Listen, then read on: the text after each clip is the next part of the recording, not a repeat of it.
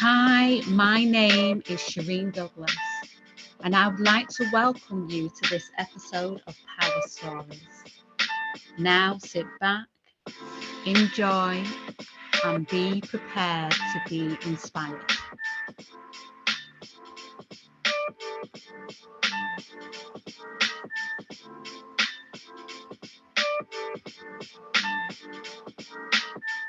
So, hello everyone, and thank you for joining another Power Stories.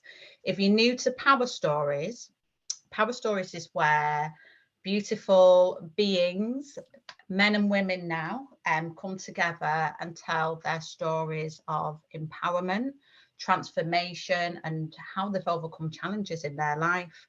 They're really stories of inspiration.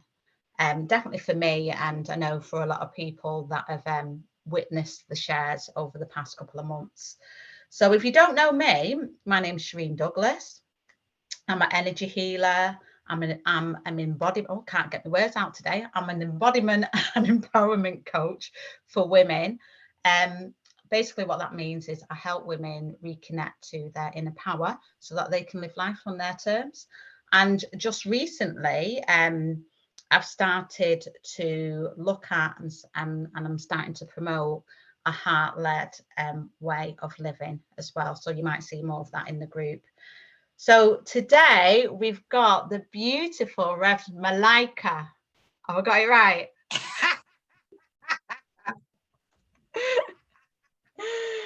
Oh, you know what I'm like. It took me ages to say your name last time. Malaika. Yeah, I've got a bit of a joke there because I've got a friend and she can't remember it. And she's Jamaican. So I was at the funeral on Friday and I just heard Malaika. And it's her way of pronouncing Malaika. Yeah. So, Rev Malaika, could you share with the people watching just a little bit about yourself, a little bit of background, who you are, what you're doing and stuff like that? Yeah, thank you. Thanks for inviting me as a guest. It's a real honour to be here because I'm usually in your seat. So this is kind of turning things around for me. So I have a few roles in the community. I'm an Interfaith Minister, and I'm actually celebrating 10 years next month. I'm going to hold a little ceremony in Glastonbury to celebrate 10 years of being an Interfaith Minister. And just a little brief, an Interfaith Minister is a new form of ministry. It's around training up local people in the community, different types of leaders from either different faith backgrounds and even often no faith background. And you study many different faiths and you study people of no faith. You're also trained as a spiritual counsellor, and you're also trained to deliver ceremonies like weddings, funerals, baby naming ceremonies, different types of bespoke ceremonies. And the concept is that we're people ministers. We're there for everybody, whether you've got a faith or not. And it's quite an empowering type of ministry because other ministries are quite down the line. They're very tunnel vision, and they're not as broad and as open as interfaith ministry. So that's one of my roles. I also, I've been fighting the Black struggle for over 35 years in lots of different arenas. And one of my favourite pastimes is to peacefully protest. I have a joke that if I could protest for a living, I would. With my African drums and my banner, and as we speak, I'm preparing to go to London for the 1st of August. I go every year to protest and campaign for reparations for our Black community, and that's one of my favourite campaigns for protesting. I also do a lot of voluntary work in our community, and I've got several roles for different charities. I'm a patron for a peace charity. I'm a chair for a couple of other charities, and I'm a member of other charities. Most of the charities are either looking at celebrating the importance of different faiths and people of no faith coming together, being treated equal and all the same. And my other work is around the Black community and challenging the struggle that we've been experiencing. And I too, I've got a very similar role like yourself. I lead a radio show on the Sonda radio show. My show's called the Ubuntu show, and I basically interview people about their life stories. And I might mention that a little bit later on.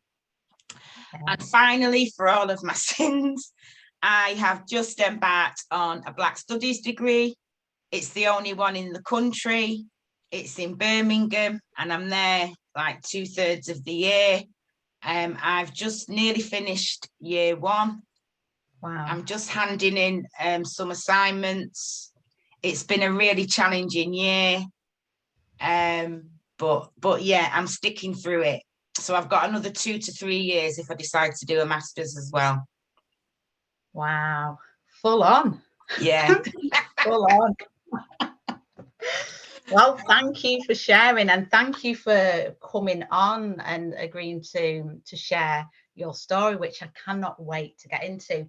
But first, before we get into your story, I want to ask you 2 questions. And I ask the same 2 questions for everybody that comes on. The first question is, what does power mean to you? So when I first heard that question, my mind immediately went to, I don't like power. I'm not into power. It's not something that I strive for. It's not something that I kind of connect myself with. But then I liked the word empower, and I felt a bigger connection with that. I'm not a person of titles and roles. I don't think people that have got prestige roles and leadership names should be treated higher. I think that I like to connect with a person for their heart and their soul, and that's what rocks my boat. And I have this saying, I'm in my glory when I'm connecting with another human being. Yeah. And I can share a little bit more about that, maybe throughout the interview, on different journeys that I've had. You know, I was a celebrity. I did security for celebrities years ago, and I didn't treat them any different or feel that I needed to empower, you know, put them on a pedestal, because without their titles and without their celebrity status, they're still people who have experienced trauma, who have been through pain, who have made mistakes, who have got it wrong. And what can often trick the mind is that they're not human. Yeah. And that's really important that you hold on to that. So empowering for me is more around me feel inspired by an experience, and then me wanting to share that empowerment with someone else to empower them. So that's what empowerment means for me. I know I've moved the words a little bit, but I'm more comfortable with the word empowered than the word power. Yeah. No, and you know what? For me, it's just wordplay, because it's like, that's what power is. Power is empowerment.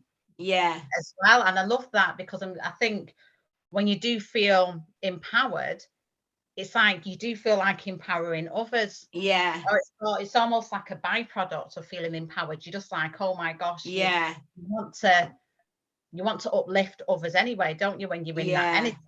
Which is my second question for you, is when you're feeling empowered, like, how does that feel in your body? And I ask this question because of just embodiment, and just so that people can recognize when they're in that energy of empowerment, and the fact that we can access it at any time. So how do you feel when you're in your empowerment energy? So I usually want to dance, and I want to smile quite a lot, and I want to embrace others, and I'm very tactile, and I want to share that power. It's like a love thing. I'm usually quite happy, and I'm looking to create more happiness when I'm in my empowerment state. I feel it in my tummy, and my heart feels alive. And I mean, I'll give you a really funny example. I've been doing a lot of detoxes recently, and I've lost weight, and I feel really good for it. And I'm going to the festival, Glastonbury Festival, next week, and I usually wear quite a lot of layers, and this year I've brought loads of little shorts and little vests, and yes.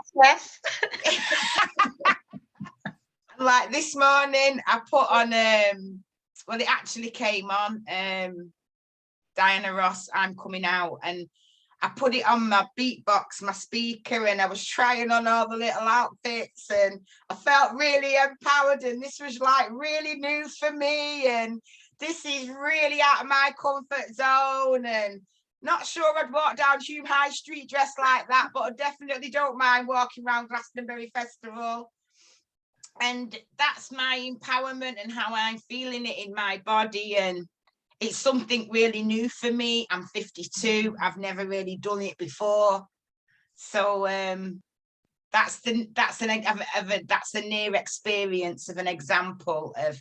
And so I was dancing while I was trying on the shorts, throwing them off. They fit, they don't fit. Trying on this top, that top, throwing it here, throwing it there. And yeah, and that was only this morning. So, and Diana Ross will be at the festival this year as well. Oh, is she? Yeah. So yeah.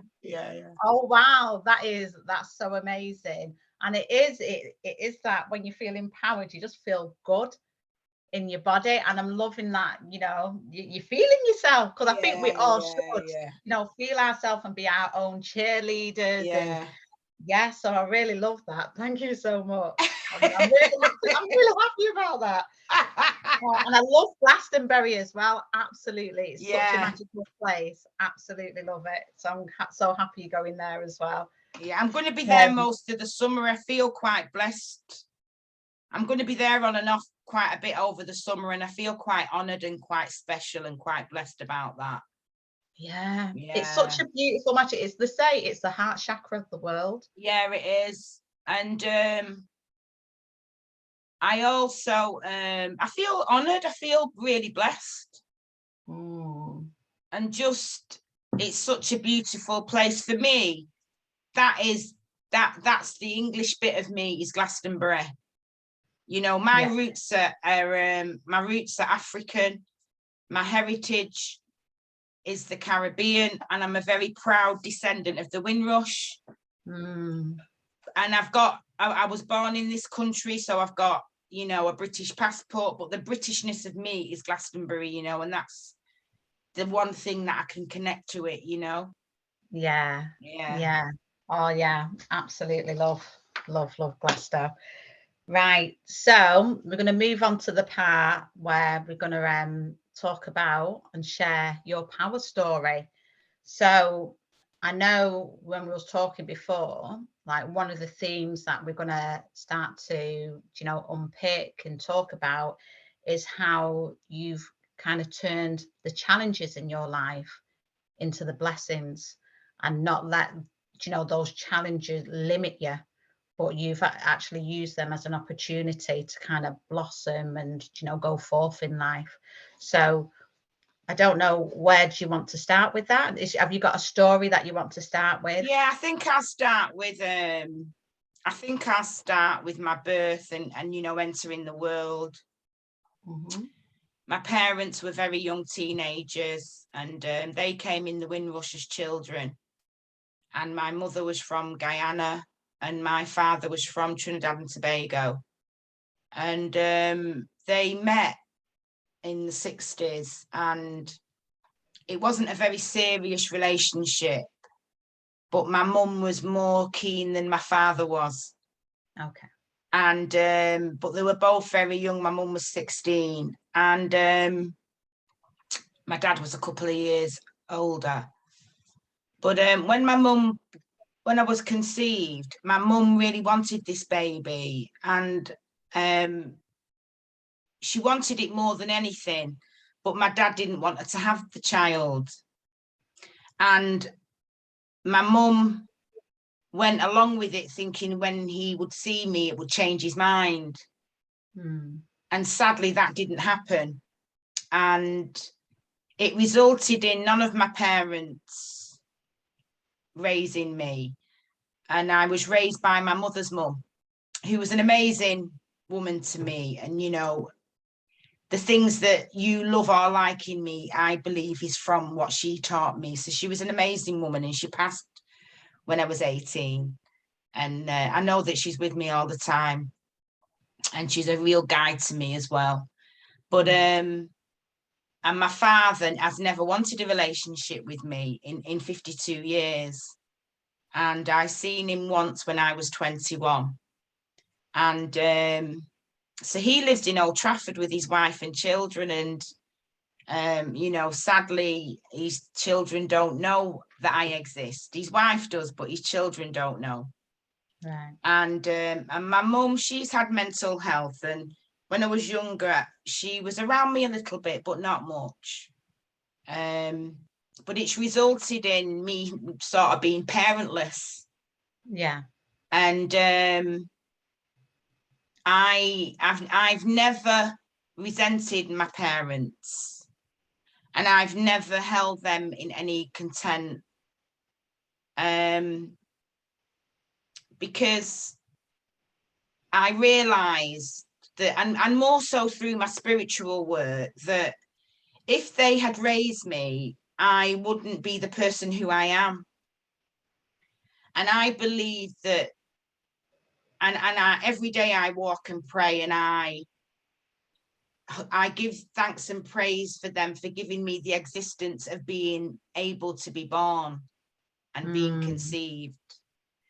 And I don't hold them in any ill will, because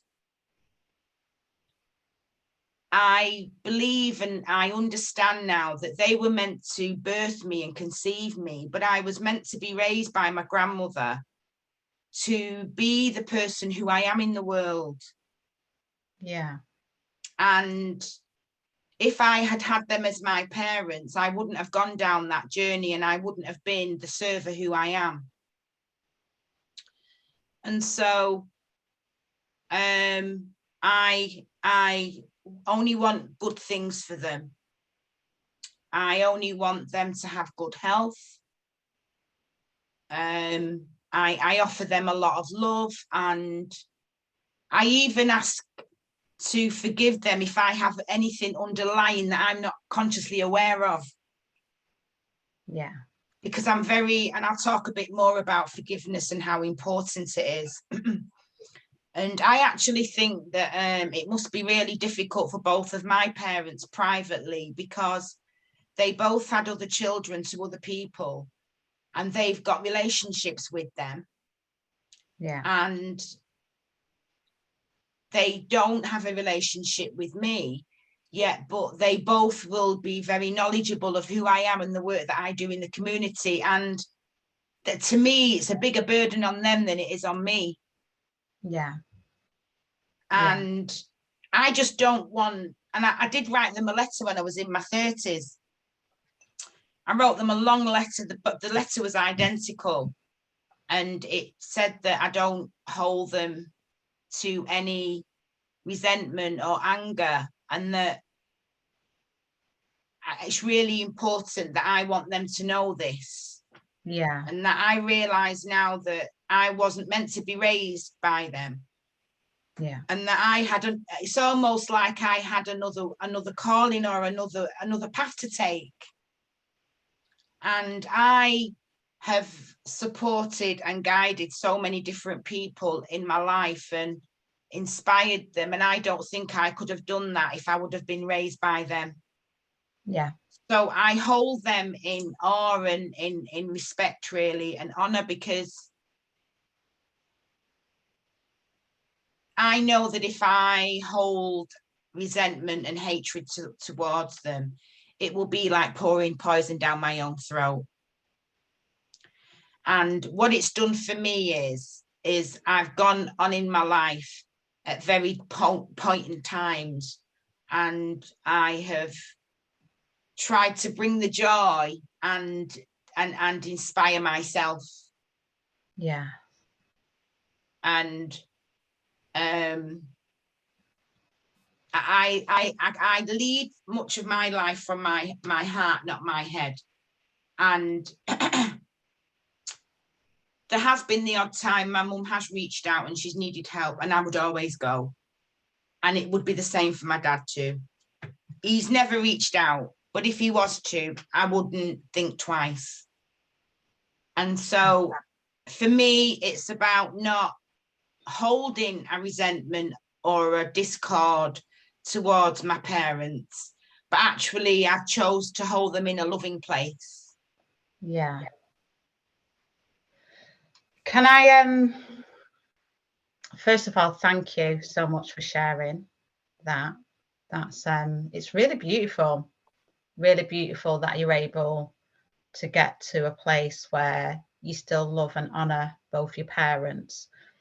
I wanted to ask you, was that like, how did you get to that place? Because I know I've spoken to quite a few people that have very challenging relationships with their parents for different reasons, and still have challenging relationships. It's like, what was it that you did that allowed you to get to a space where you can love and honor your parents despite them not being present in your life or having a relationship with you growing up as a child? Because as a child, you don't really know, do you? No. And it's you know, you get to a certain point and you do whatever work that you've done, and then you've it's brought you to this place where you're talking very compassionately about both your parents and really understanding the whole picture of the journey and the reasons why, you know, what happened, because you wouldn't be who you are today. But it took some work. Oh God, yeah. Yeah. Do you mind sharing a little bit about Yeah, some of the no, work? that's really good. So I mean, the other flip side was that I had a grandmother who, she just adored me, and she made a lot of sacrifices for me. And the relationship that we had was inseparable, because she was like a mum, a dad, a gran and a granddad, because her husband left her years ago. And you know, there was some real good grounding and some real good opportunities that she gave to me as a young girl. You know, I did go to church, I did go to Girls' Brigade, I did do ballet, I had violin lessons, and we lived in a real rough white working class estate in Cheetham Hill. Yeah, but she found this other world for me that, you know, I had a happy childhood. And from the age of 12, 13, I was already serving in some way and wanting to care for people and wanted to look after people and, you know, give people what I had and share with them what I had. And there was some times when I was a child that I remember one Christmas, I wanted to go and spend it with my mum. And usually I would have this big Christmas at home with my grandmother with a huge tree and lots of presents, and we'd go to church. And it was a very different experience when I went to go and spend with my mum. And it was that different that I was just sat alone in the living room, and my mum was in bed, and I just said to her at like midday, can I go back home? Because I knew that this wasn't Christmas. Yeah. And, you know, I remember knocking the door, and my grandmother, when she seen it was little me, about 9, she just cried, and I didn't realise that she was going to miss me. I didn't at that age, I didn't see it like that. And, you know, she'd cooked the same traditional Guyanese food. She'd got the same presents under the tree. Only I realise now that, you know, she would have been left on her own. You know, and we made up for it. I mean, we had a wonderful Christmas, you know. Yeah. And there has been, there's something else though that has gone on for me. I do kind of have other, what's the word I can use? I do carry other parts of pain with me. Right. So I do have abandonment issues, and I do have relationship issues too. Okay. So it's affected me in a different way. Yeah.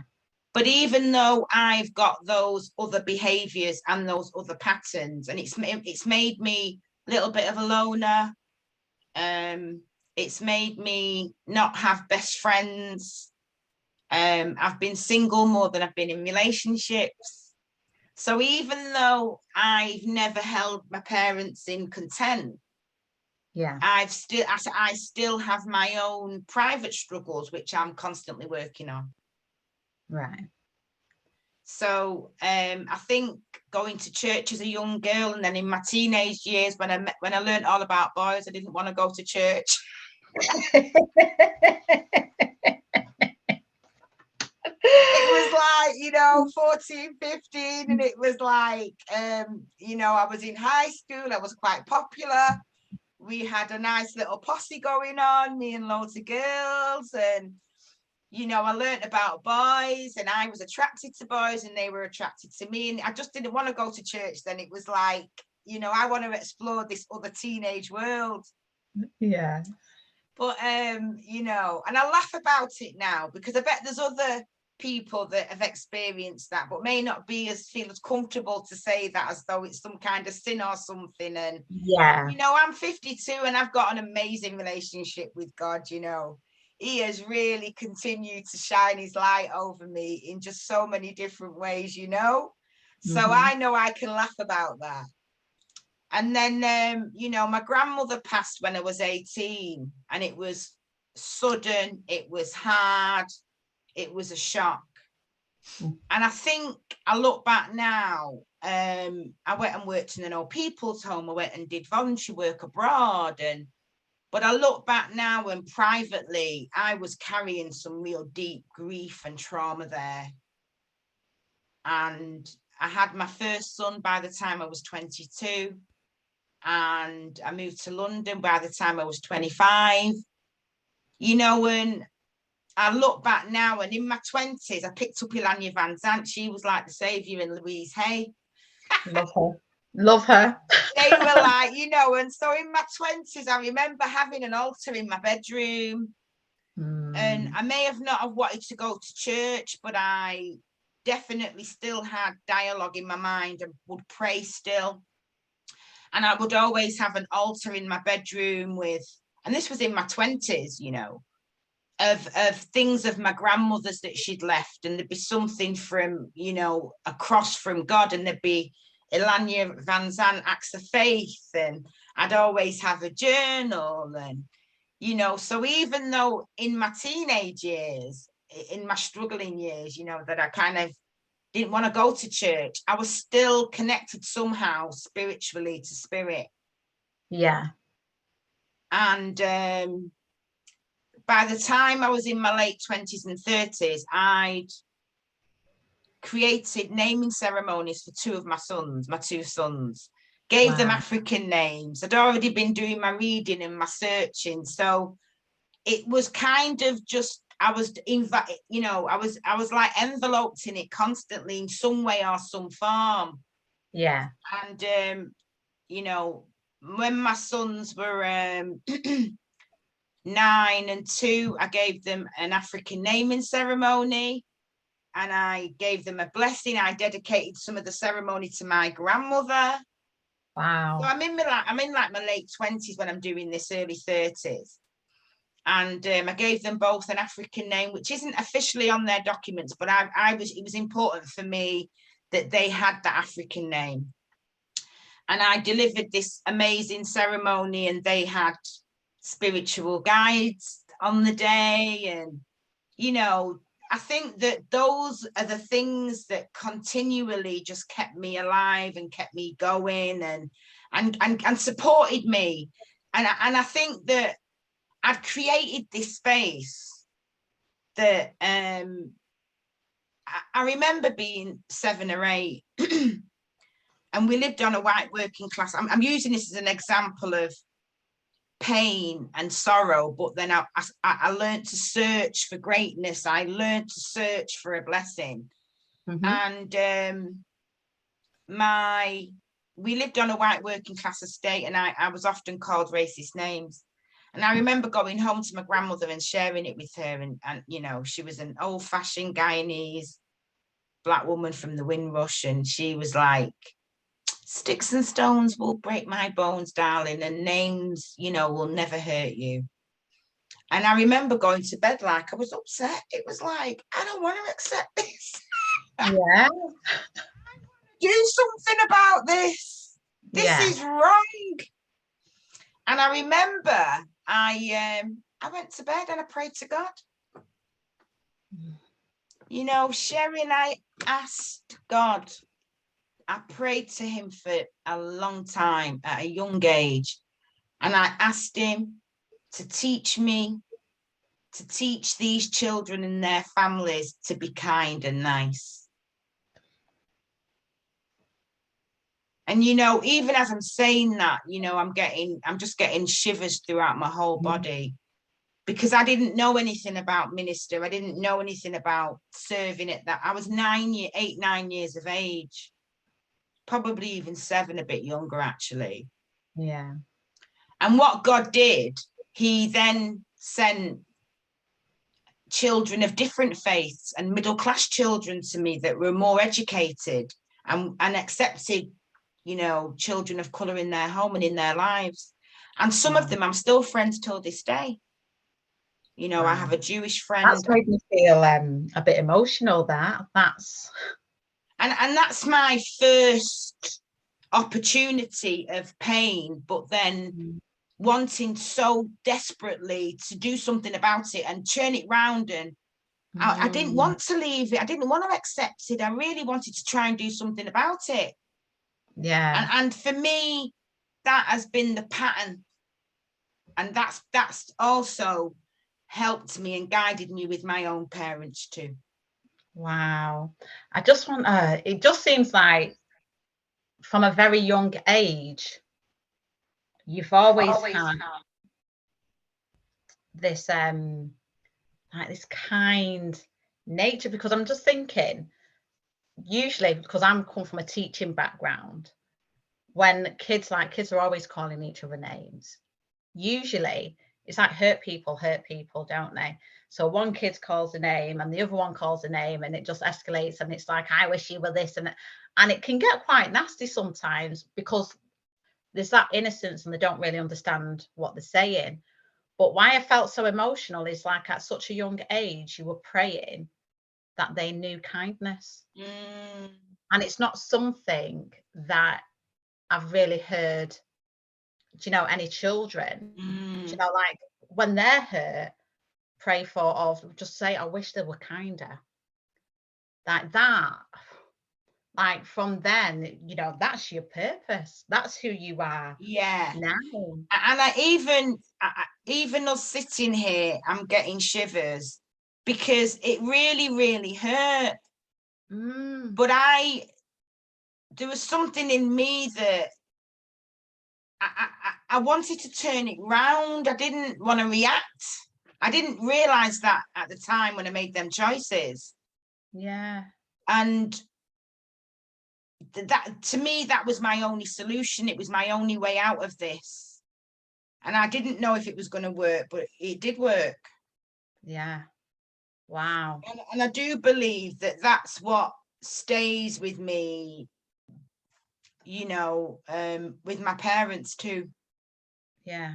I mean, there's been other traumas and other situations that I've experienced, and I might not always deal with it in that way, but I do. That's my first point of call. Mm-hmm. And even if I back out and shut down for a while and recluse, you know, the flip side of that will be that I'm willing to, let's look at this. Yes. And Yeah. let's try and dissect it, and let's try and have a conversation about it. Yeah. Wow. That's so beautiful. So, okay, where was we up to? So we spoke about your parents and your early childhood. Was there something that you wanted to talk about around your sons making different choices? Yeah. I mean, I'm not going to go into great detail, but I've got two sons who are 31 and 24. Mm-hmm. And a lot of people know them Mm-hmm. that could be listening.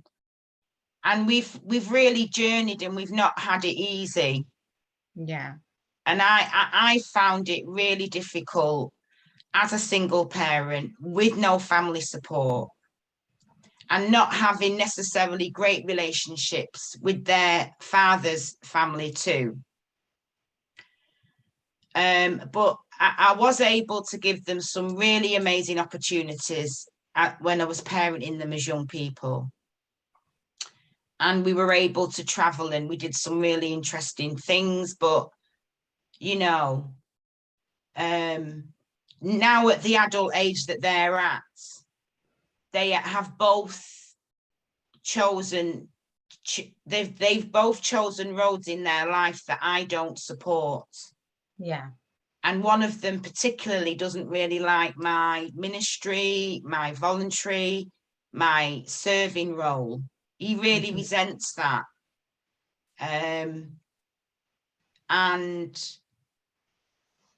that there could have been a time when I could have really have just gone under. And I did recluse for a while. Mm. And you know, I spent a good 4 months in my electric blanket duvet, ducked down feather bed for a little while. And I think that was about accepting it and kind of getting my head round it. Yeah. And trying to own it and accept it for what it was, for what it is. Yeah.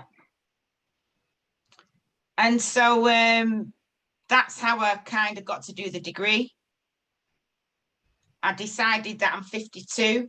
I haven't got parents that I'm committed to.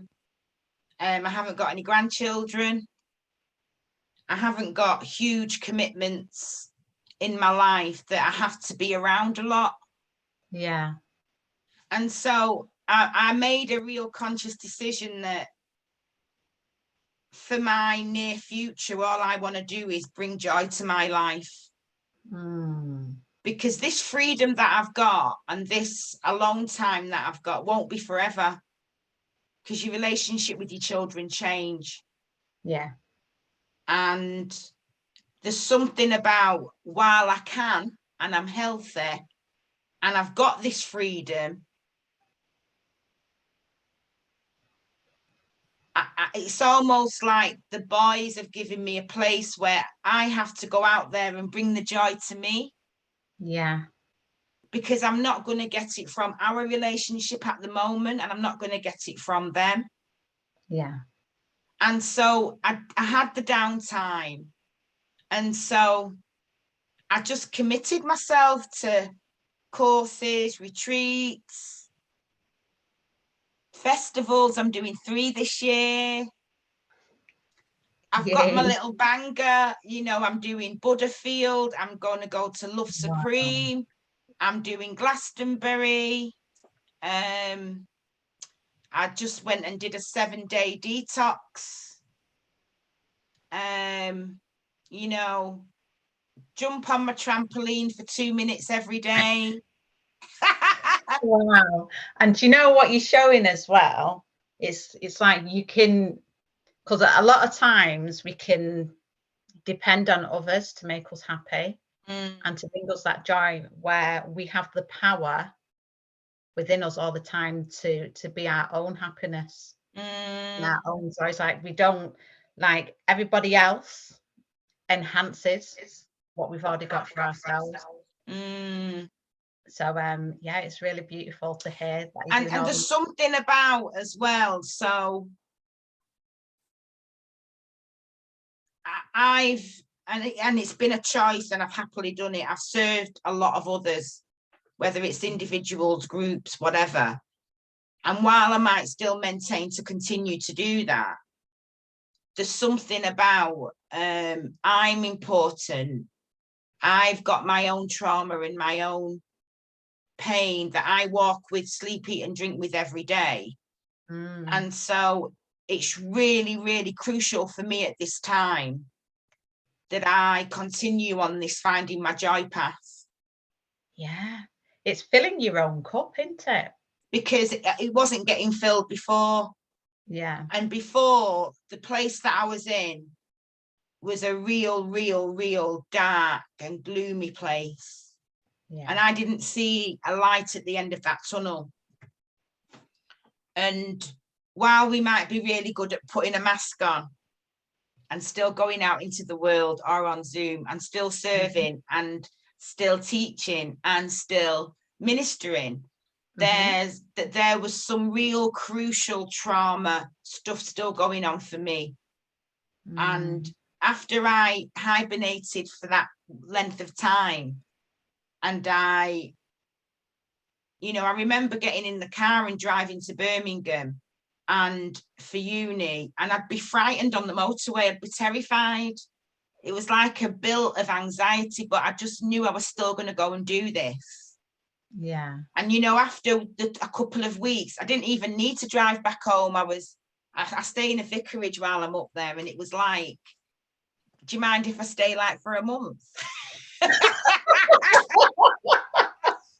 They were just like, we just want you to move in, just give up your house in Manchester, leave it, and just come and stay and live with us. And I'm even nervous, like asking them, thinking they're not going to want me here. It's a very white vicarage, it's a very white community, and they ain't going to want no black woman staying in here. And they were like in tears and in awe that I was asking to stay, longer. And now I've got my own key, and I just come and go when I want. I might not go for 3 weeks, I might not go for 5, I might go for 6, but and then while I was there, the Birmingham Windrush group were ringing me saying, yeah, we've heard that you do Windrush work in Manchester and you're really good, and could you come and do a day's volunteering work with us? And it was like, bring it on. Wow. So it's like, not only am I doing this degree in Birmingham, but I volunteer with the vicarage. I'm volunteering with 2 other black groups in the community. I like to go for a sauna twice a week, so I found a little sauna there, and to me, it's about in your joy when you're searching for it and looking for it and embracing it, and finding that other things come. Yeah. And it's almost like this huge ricochet effect. And I still believe that this sense of freedom and this going in the world and looking for your own joy, even though you've got your pain and your trauma, it's not going to be like this all the time. But I know that while I feel like this at the moment, I'm just kind of running with it and really embracing it and enjoying that, Absolutely. And I love that, because something that I've been looking at recently it's like this, you know, this idea of being selfless, but coming out as like self-sacrifice. So what I'm loving, what you're sharing, is the fact that not only are you in service, but you're also making time to nurture you, Yeah.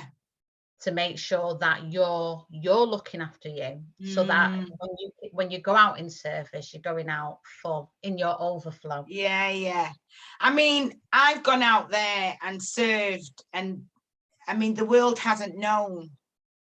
Yeah. But I've woke up that day and I'm in a dark place. But boy, you know, I've been able to inspire, I've been able to serve, I've been able to minister. And for me now, with me in my joy, if I'm going to do that now, I know that it's even going to come 10 times even better to where it has been before. Yeah. Wow. Thank you. That's, yeah. And do you know what? It's such a beautiful reminder to me, just to remember to fill my own cup when going out there, because as well, you're doing so much. It's like you have to look after yourself. And what I do is, as well, I try and, you know, I go for a sauna twice a week, and I went 2 nights ago, and a sister that I know is really struggling, I texted her and said, do you want to come? And that's what I do as well. You know, I go to a spiritual church twice a week, and if I know someone that might want to come and get some healing, I'll text them and say, should I come for you? Do you want to come? You know, for me, it's like, I've had my time and I'm still in it, but wherever I'm going for my joy, if you want to come and share that joy with me, I'm really happy for you to come. Yeah. I want you to feel and be inspired of what I endure. I want you to have that too. You know? Yeah. Oh, that's beautiful. So what I wanted to ask you as well is, I know you've done some work around forgiveness, and you even did a course as well. Tell us a bit about that. Yeah, so I'm really passionate around fighting the struggle, but not doing it with resentfulness and not doing it in anger. I'm really passionate around, if you do it in anger or discord, you're not going to get the full result than you would if you do it without. And looking at my parents and the challenges with my sons, and not having family, and kind of being a bit of a loner, there's been something that forgiveness just kept flagging for me.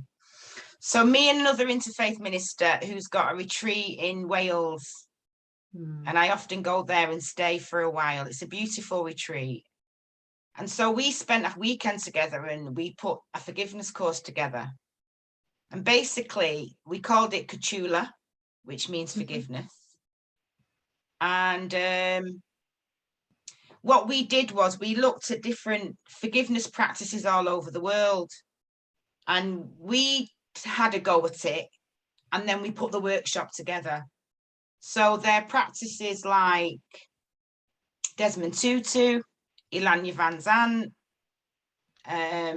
One of the tools was a film, amazing story, really powerful.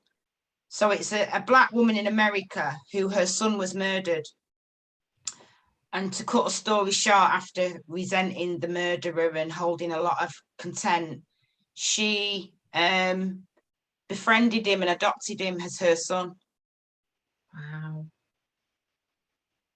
Wow. And so, you know, I remember telling my oldest son, and he was like, what? If I was murdered, you'd be best friends with the murderer. You know, he's like, in his mind, it was like, Mum, you're really not well. You are so ill, Mum. You can't do that, you know. But it teaches you the power of the highest forgiveness. You know, there's one particular practice. It's Ilanya Van Zandt's one, and I use it on and off all the time. And so you get an empty page, and you write 35 numbers, 1 to 35. and you take 7 days out to practice this forgiveness process. And in the morning, you forgive people. So you write the full sentence. I, Malaika, forgive Sharon totally and unconditionally. And then you go to number 2. I, Malaika, forgive Paul totally and unconditionally.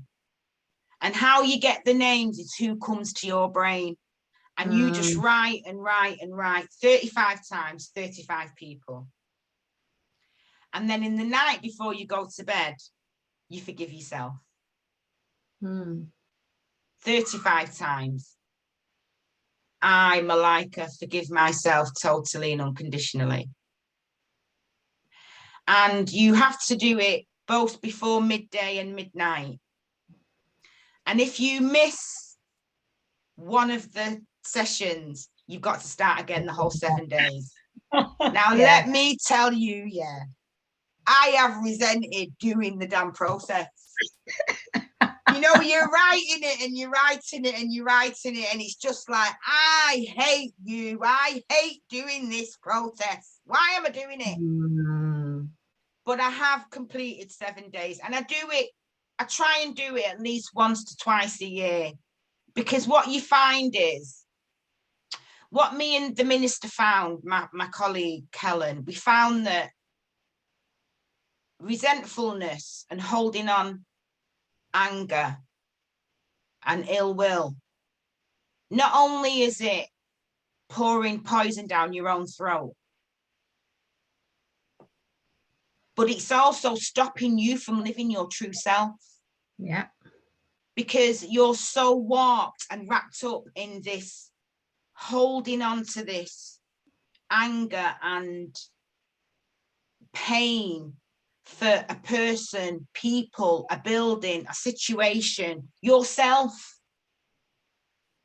that while you're pouring this poison down your own throat, it's almost choking you and not letting you live your true potential self. Yeah. And so it's not easy. And I'm not saying that I'm all forgived out and I forgived everyone over my 52 years and I forgive myself. Well, that's what I was going to just ask you about now, because I've done forgiveness work in the past, and there's been times where I've thought that I've forgiven somebody, but then something happens and I'm gone, oh, I've not forgiven you.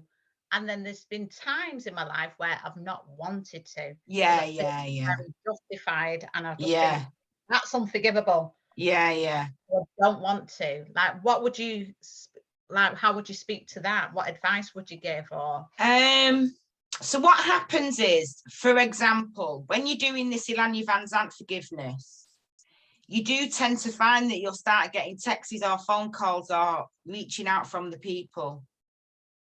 And for me, forgiveness is a lifetime process. It's not something that can turn around every day. There's something else that I do. I journal quite a lot, but sometimes I pray journal. Okay, what's that? So when I'm journaling, I keep saying I'm going to do a workshop on the many different ways to pray, because there's so many beautiful, many ways to pray, and you don't have to have a faith to practice them neither. So watch this space, because I am going to do it one day. But when I journal and pray, sometimes I can journal that I'm asking spirit, or I'm asking God to, or the angels to help me to work on this forgiveness with the person. Because for me, even when you're not ready or you don't want to, you having the dialogue with yourself or on paper or with spirit is half the problem solved. Yeah. That you're putting it out there into the world, and even though you're struggling with it and it's choking you and you're feeling you're not wanting to do it, But you just putting it out there, whether it's in writing or in prayer or in meditation, it shifts the energy around it eventually. Yeah. And it might not be 100%, but definitely something will change. Yeah. Even if you're holding, and even though you're not wanting to let go. Yeah. Yeah. Thank you for that. Thank you. And the other thing is, there is lots of other practices and things that can be done, you know, like blue is for forgiveness. So I've got a blue bottle on my altar. And when someone upsets me, and I just write little something on it and the name, and I pop it in my forgiveness bottle. So there's lots of other little ways. I've kind of tried to make it a real part of my existence, really. Yeah. And when I'm connecting with other people, I can see where they're stuck and where they're holding. And some people might leave this earth and never forgive, might never change. And you know, that's their choice. Absolutely. I'm not going to hold a resentment for them for that. Do you know what I mean? Yeah. I hope that's answered you. Yeah, of course it has. Thank you. Because yeah, I know. As you're talking, I'm thinking, is there anyone that I need to forgive? And I think for me, do you know what? There probably is, because do you know what makes me laugh is you do so much work where you think, oh, I'm in a good place. Yeah, but then it goes, oh, you think you're a saint, do you? You think you're holier than thou, and give you a little bit of a shaking up. And you're like, So I'm not going to speak it, but right now I'm in a good place with people. Yeah. I know that one. Yeah. I've been there, I've done it, and I've wore the t-shirts this stuff. Yeah. I'm not saying that I'm holier than thou. I'm not saying that I'm past being triggered. That's what I'm saying. Yeah.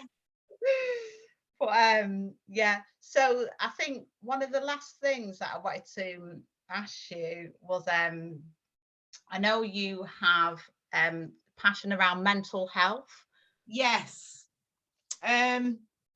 So a bit of a backstory is that I'm quite open. I believe I suffer with mental health. I think I've been a depressive and anxious on and off for many years, but only in my later years I've been able to put a name on it, and I understand it, and I'm a functional depressive. And I've come from a long line of relatives that have got mental health. My grandmother had 7 children, and her 4 out of 5 daughters, out of 5, 4 daughters were all certified with mental health. Right. And 3 of them have passed now. And I believe if they didn't have mental health, and maybe if they hadn't have come here in the Windrush, they probably still would have been alive till this day, really. Right. So I've been around mental health quite a lot, and it's been in the next generation, and I've worked in it on and off. But I think one of the one of my biggest stories was 4 years ago. My uncle, who was a social worker in Warrington, led a very happy and functional life. He sadly took his own life, and it was a real shock. There was no signs. He was when we went to the coroner's report, I'll never forget what the coroner said, that my uncle was the to-go-to guy. So that just speaks volumes for him. And I remember I had a flower shop at the time, and I would go to my flower shop and I would arrange these beautiful arrangements, and the tears were just flooding. And there was the grief and the loss and the unknown, but there was also something inside was really just bugging me. And again, I decided that I wanted to do something about it. So I went on a research discovery road and did lots of reading, and went and listened to lots of different groups that were giving support, and spoke with other people that had experienced the same. And the common thread that I found was shame and taboo And especially in faith organizations, some of them believed it was an act of the devil. It wasn't an act of God. And another thread was that the brain, how it works. There's an amazing Scottish researcher who he's dedicated his whole life to researching suicide in Glasgow. And he gave his analysis, and he gave a real crucial opinion, fact, that when the brain, when a human is wants to take its own life, it's gone down this really dark tunnel, and there's no bit of a glimmer of a light. It's just completely dark. Yeah. And they're going through feelings of hopelessness, and sometimes it can be embarrassment, shame, pain, not feeling loved and wanted, and basically finding the world too much. Yeah. And that's either because of an episode of something that's happened, or a number of series of events in their life. Yeah. And he described it like sticky toffee. Like it's just this sticky, hard place. And that's the only answer they have for themselves. Yeah. And so I went digging a bit more, and I was determined that I wanted to bring something different out of this. And I looked at people's life stories, because there's so much people that suffer with mental health. And there's so many of us that have this mind talk and this chatter that is often telling us lies about ourselves and telling us lies about how other people perceive and see us. And it can really be a catalyst and destroy us if we're not aware of it. Yeah. And, you know, people come with their own stories, their own traumas as adults, their own pain, and they have behaviors and thoughts. And when someone listens to someone else's life story, it's such a cathartic moment. And the listener often feels a connection with that other person. Absolutely. Because they realise that what's going on in their mind privately is actually going on in someone else's mind. And it's like, oh, absolutely. My God, how has this happened? Absolutely. This is not just me. I've met another human being that has experienced and endured something similar to me. Yeah. And so there's also, because I actually found out quite a lot about my uncle after he passed. There was things that we didn't know. And so there's that other side of when we die, we hear this eulogy, and everybody in that service is going to hear something that they didn't know about that person. And in your life story, that can change that. Yeah. And so the other aspect of your life story as well is, and even outside of the life story, but I see a connection with it. And so I've done this from a little girl. There's something about letting other human beings know what you see in them. Yes. And I just want to say a big fat yes to that. I am a lover of doing that. And so what I've done from I've been a little girl, I still write old-fashioned letters. You know, now I make my own cards instead of the paper, you know, the actual writing sets. But since anyone who knows me, and I know you've received it as well, is I just spend my life just, if I see something in someone, a light, or something that shines a light in me, it's really important for me to let them know. And I even run gratitude ceremonies in schools with children. Wow.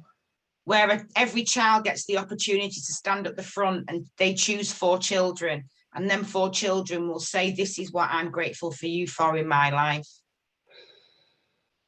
And it's not done enough. And so there's all those aspects of the humanness in life story and sharing gratitude that I think is really key and important. And I've done it. I'm 52. I've done it since I was a teenager, maybe a bit younger, and I've learned other things on my way.